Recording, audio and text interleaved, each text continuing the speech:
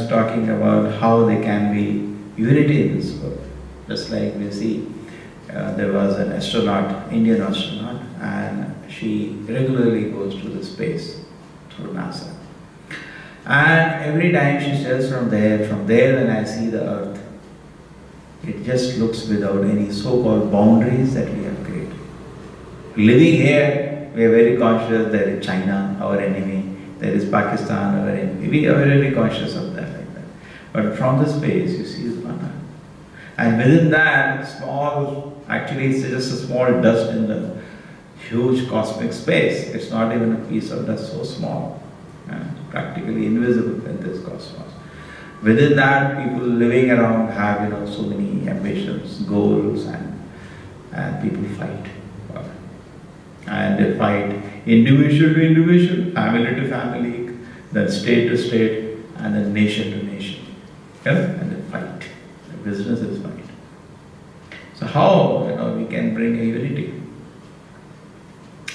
There has to be a common platform. Prabhupada used to say, they made United Nations after 2 world wars were over. They made United Nations. I think even before the Second World War, the United Nations came. League of Nations. Then finally it became United Nations. Yes. So they wanted to unite so that the fight doesn't happen. But you see, fight is happening. Every day you open newspaper, how many fights are happening? People are going crazy everywhere. What is happening to people? So somebody says, why can't we live peacefully? Is there a possibility that the whole world can be at peace? Now Bhagavatam is mentioning that these Prachetas, there were 8 brothers, but they're so advanced spiritually. There's no fight fighting among them. They were so peaceful. And Krishna was very pleased with their devotion service. His first thing, Krishna comes and they perform austerities for unimaginable time, 10,000 years. Peaceful. Not one time they thought, hey, what are you doing? Just standing like this today, what do you think you are? Nothing like that. Peacefully, for 10,000 years they did austerity. And Krishna noticed that. And when Krishna came, Krishna is noticing everything we do. First thing Krishna said, I am very happy with this kind of congenial behavior between all of you. Even Prabhupada says the Pandavas, when they became the emperors of the world, they were ruling very peacefully. There was no fight among the five brothers. Very peacefully they were ruling. So how is it we can create this unity? The reason was the Prachetas had a common goal. They had a common goal to satisfy Krishna. That's a very simple example. Suppose in a water you throw stones at different places, the ripples will intersect. If you find a common cause, one place you throw the stone, the ripples don't intersect. Just like all the youth is now out in Delhi on the streets.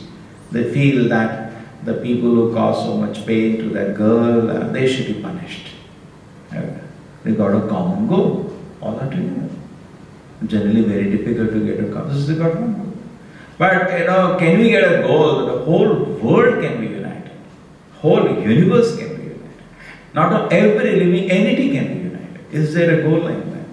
Yes. Yatha taror mula nisheshanena tippyanti daskanja bhujo vashaka prana upahara chaitendriyana tathaiva sarva arnamatyutetya. If you put water in the root of the tree, it goes everywhere. Now what happens? Now auspiciousness is good for somebody, then bad for somebody. This word is like this.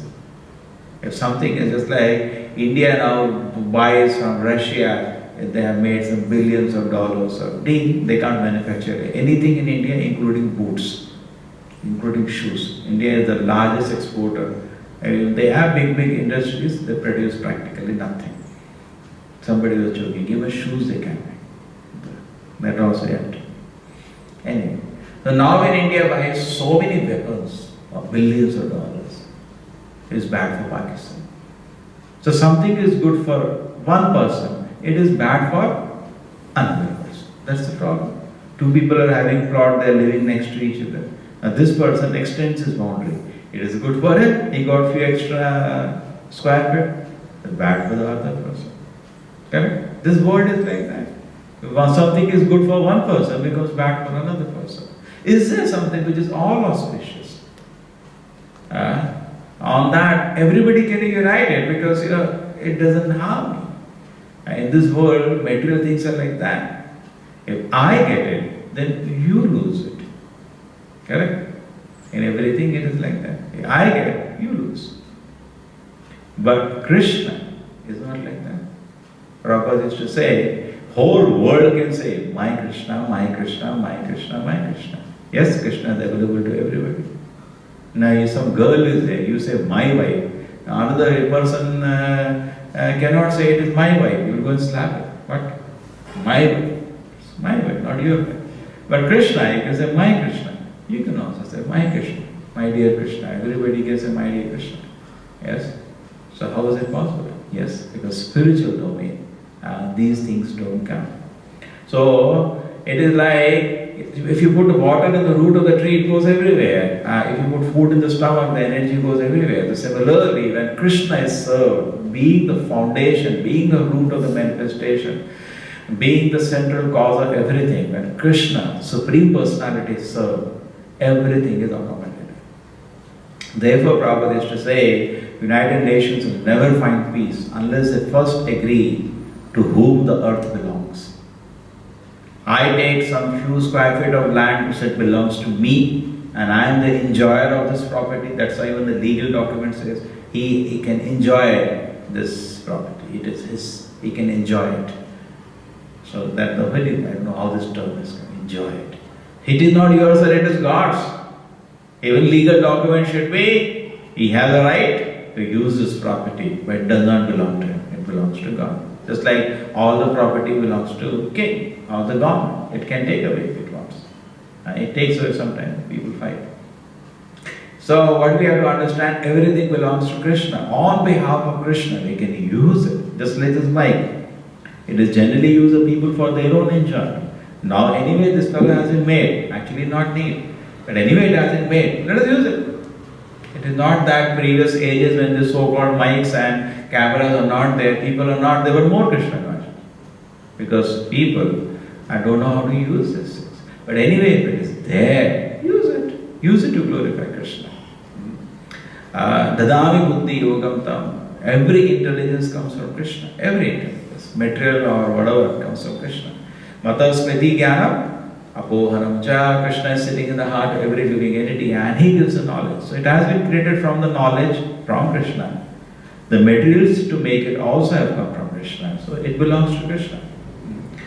So in that sense, if we understand that everything belongs to Krishna, the whole earth belongs to Krishna, and we are all servants of Krishna. Everybody is a son of Krishna and a servant of Krishna. Correct? So let us all engage in the devotion service to Krishna and we will be very peaceful.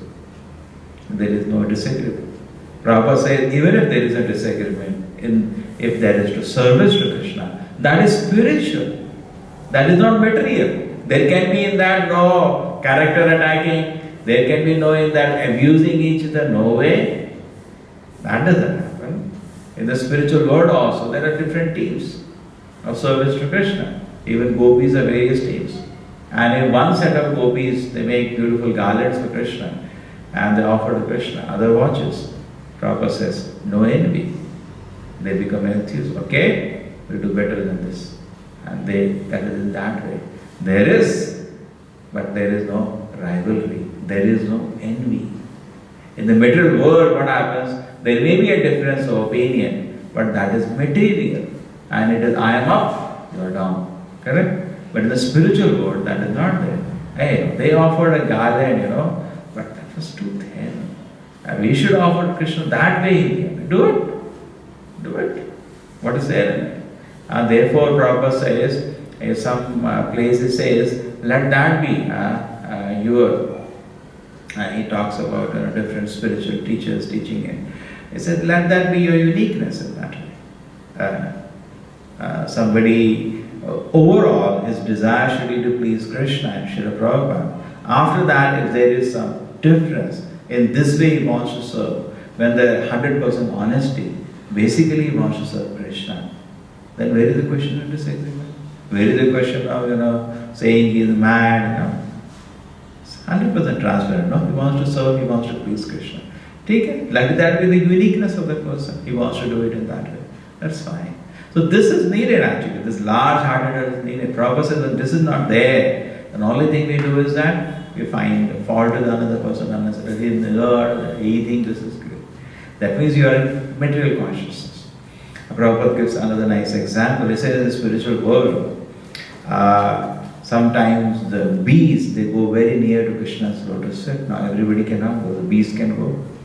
And they are seeing all the pastime happening exactly with Krishna, what he's talking to Radharani, or Krishna, what he's talking to Yashoda. They see the whole thing. And they come out. And they are glorifying the pastime. And there are beautiful birds in the spiritual world. They stop. They sing so wonderfully. Not like this crows. Beautiful birds. When they chirp, it is like, it's full of variety spiritual world. It is not some bull, some only light is there, no? Full of variety. What variety we are seeing in the material world is nothing. This is just a shadow. The Urdhva Moolam, Adhoshaka, Bhagavad Gita, which is the chapter, 15th chapter, talks about this inverted tree. So the inverted tree, in a shadow on a river, we see things, but it's just an imitation. The material world is only an imitation. The reality is not there. If you jump inside the water and try to eat the fruit, there is no taste in the fruit. The fruit doesn't exist, but anticipation is there. So in the material world there is a variety, but it has no meaning. The variety is just packet of stool and urine. Spiritual world, it is not a packet of stool and urine. It's eternal variety. It's a real variety. In the spiritual world also there were different birds are there and bees are also there. They're all glorifying Krishna. So when they come out glorifying Krishna, making the bees making sound, they're saying something, all of your devotees say, even the big charvaka birds who sing so sweetly, stop. Stop. And even the tulsi, the different plants are there, all want to offer service to Krishna. They know tulsi is so dear to Krishna, always keeps on his lotus feet, correct? And they appreciate so spiritual world is a world of only appreciation, where we appreciate it. Some devotee does some wonderful service to Krishna. So wonderful, so wonderful. And we also pray to Krishna, just like we were reading. Yesterday evening we were reading about that Mahabharata, when one governor comes, Muslim governor, and he sees Lord Chaitanya giving so much mercy to that governor. That moment he sees it, by the mercy and compassion of Lord Chaitanya, immediately he starts chanting, even though he has no previous, and he's crying and full of love of Krishna, just by seeing Lord Chaitanya.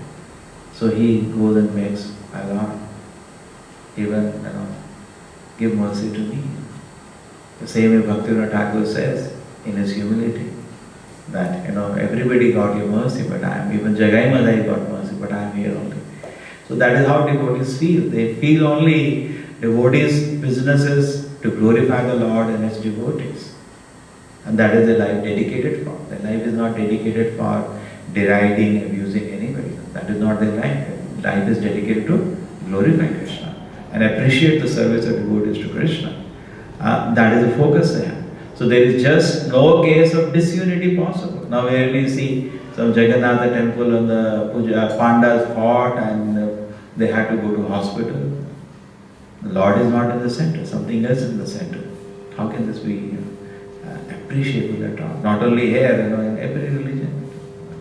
And they are publicly fighting. They have some, I don't know to name them, so many places.